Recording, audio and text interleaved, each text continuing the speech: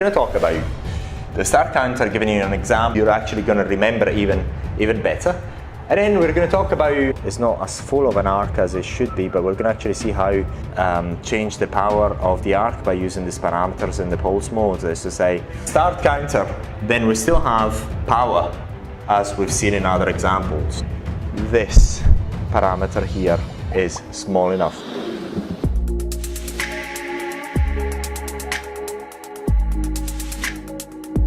In this video, we're going to talk about very nuanced concepts.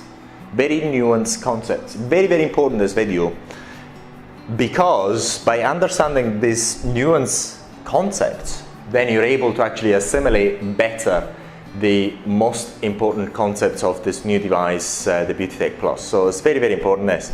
So pay special attention, because this will help you understand the more important basic concepts, because if you're able to understand these nuanced concepts, then you must understand the fundamentals. That's the reason for us to make this video. It's also a recap of the previous lessons about our new device. So very important, this video. So we're going to talk about the start counter, giving you an example with some nuances, is to say the transient.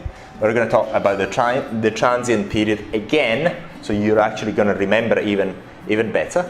And then we're going to talk about the overlapping of the transients, because this can occur, and it can only occur because we're able to actually work within the milliseconds, because we're able to work within the milliseconds, unless other devices were able to do that.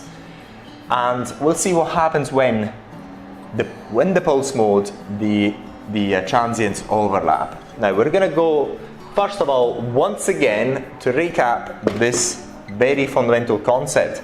So the way we have designed this new device is by using a step-up voltage transformer. We've got an input, and the output, we've got just the same input, but at a higher voltage. We're actually stepping up the voltage only. So if you know anything about electricity and electrical engineering, this is a step-up voltage transformer. Now, what we do at the input, we create the sine wave digitally. So we're able to actually say, look, dear computer, make me a sine wave of such and such voltage and such frequency. And at the output, we're going to get something similar to a sine wave of a certain frequency and a certain voltage, which is much higher than what we've got at the entrance, at the input. It's not as easy as that, because there's a few things, a few other nuance points as well. We're not going to talk about it now in this video. But now, what happens in, say for example, we use the star counter, and we're using this in order for you to reinforce that concept of the star counter.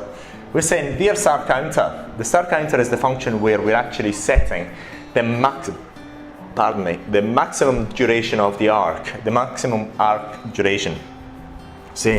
And we say, dear star counter, dear computer, give me an arc that is no longer in duration than 800 milliseconds. This is what we're saying to our device. And let's say, at this point, this is the start of the arc. The arc does not actually start immediately to its top level. It needs a certain time in order to get to its full power, as we've seen in other examples. And this is called the transient period. So it's an exponential growth. It's quite fast growth, and then it goes to its target value. And then when you actually say, well, switch off the arc, what happens is, it's not as if it switches off immediately. It requires a bit of time, with an exponential decay, an exponential switching off. So that is actually switching off. So let's say that this period here is 300 milliseconds, for example. Now, if we're using the start counter, then we still have 800 minus 300, we've got 500 milliseconds of time when the tip of the device is still on, because we told the device to actually be on for maximum 800 milliseconds. So if after this there is nothing, then after 800 milliseconds, the tip of the device switches off, and there cannot be any further arc up until the period starts again. And we can actually show you how you set the restart of the period. So otherwise, if after the first arc is switched off, then you manage to switch it on again because maybe your hand is able to actually make the arc happen, then you've got another arc, and that can actually be switched off here. For example, here at this point at the 800 milliseconds or earlier. And it doesn't matter whether it switches off here or earlier, it will always have a decay that is not instant. It follows around about an exponential decay, and then when it switches on, this is a switch on point, it takes a bit of time to get to its nominal value. The arc gets to its nominal value. And so we have actually explained this in this start counter again in this way. So in this way you've got clearer two concepts. Once we have reviewed the transient period concept, and then we have reviewed the start counter function, which is the same as the option where we're able to tell the device, look, I want an arc of maximum this duration. So this is the purpose of it. But now we're going to go and do something a bit different.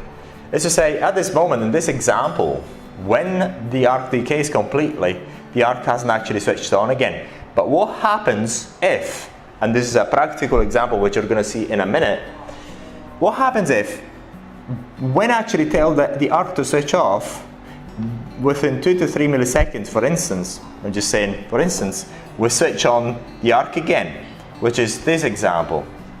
So, and this is more of a pulse option, because in the pulse option we're able to do that.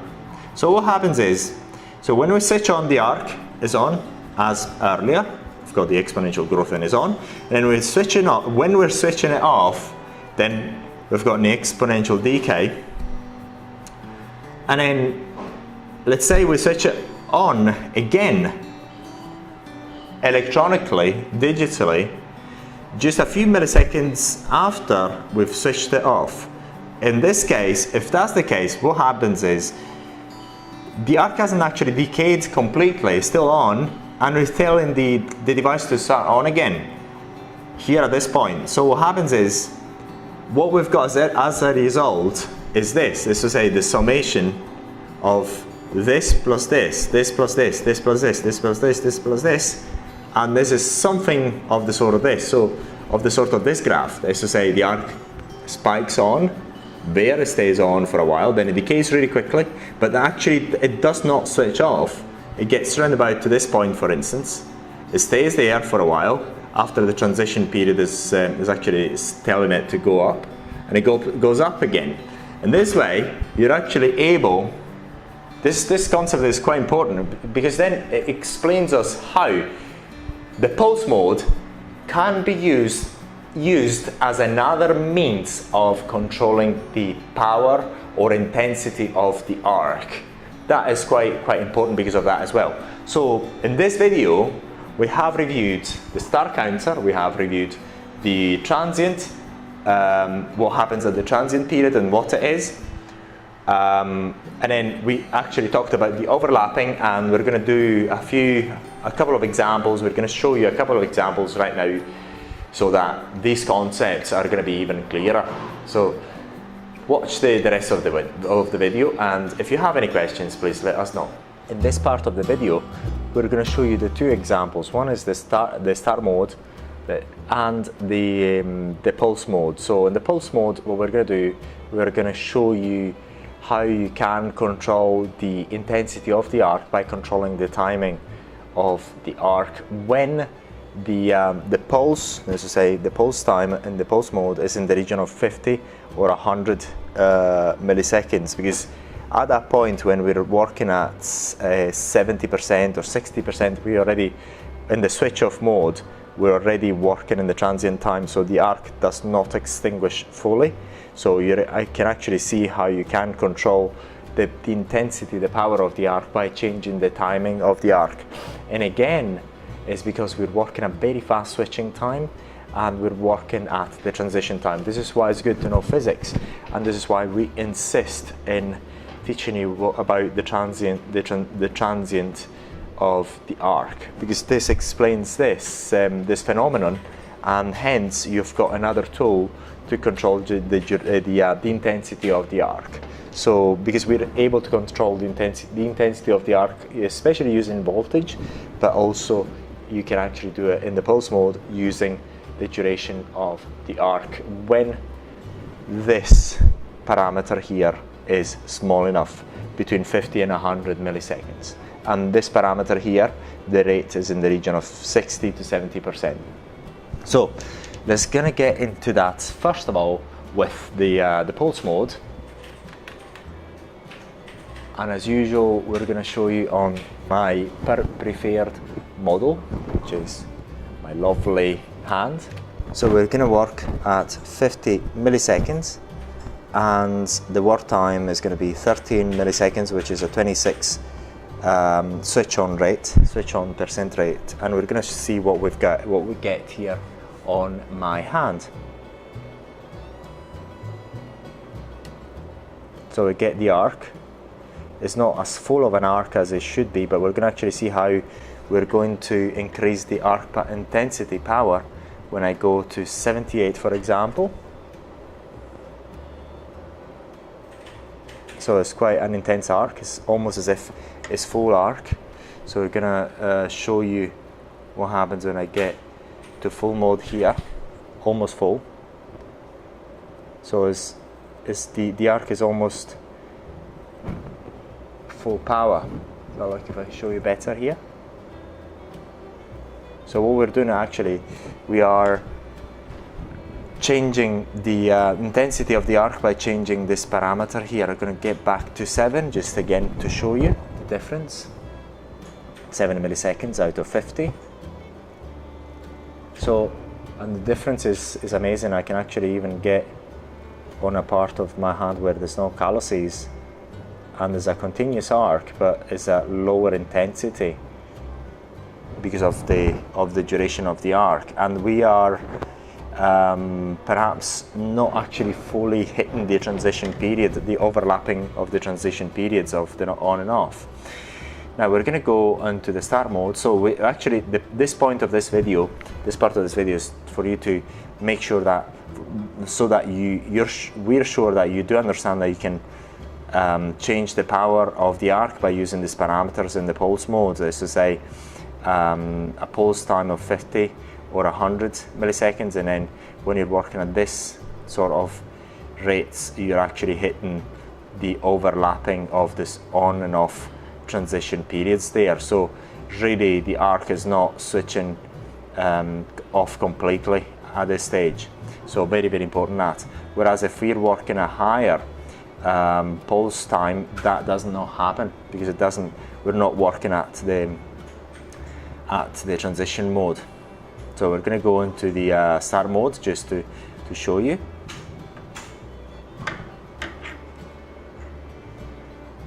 Going to use a 7-second wait time. And now what we're going to do, just going to show you here on my hand again. So, and now it's not working. So we're going to wait for another 6 seconds, and then it should be working again. And it's working. Now it's not working. So basically, the good thing about the start mode is that, so it's working again, but now it's not working. So basically, when it detects the arc, it's going to turn on for 500 milliseconds, and then it switches off. It waits 6 seconds, and then it starts again waiting, standing by to wait for another arc. And then when the arc starts, then it waits only 500 milliseconds. But then you can change this parameter as well. So this is hopefully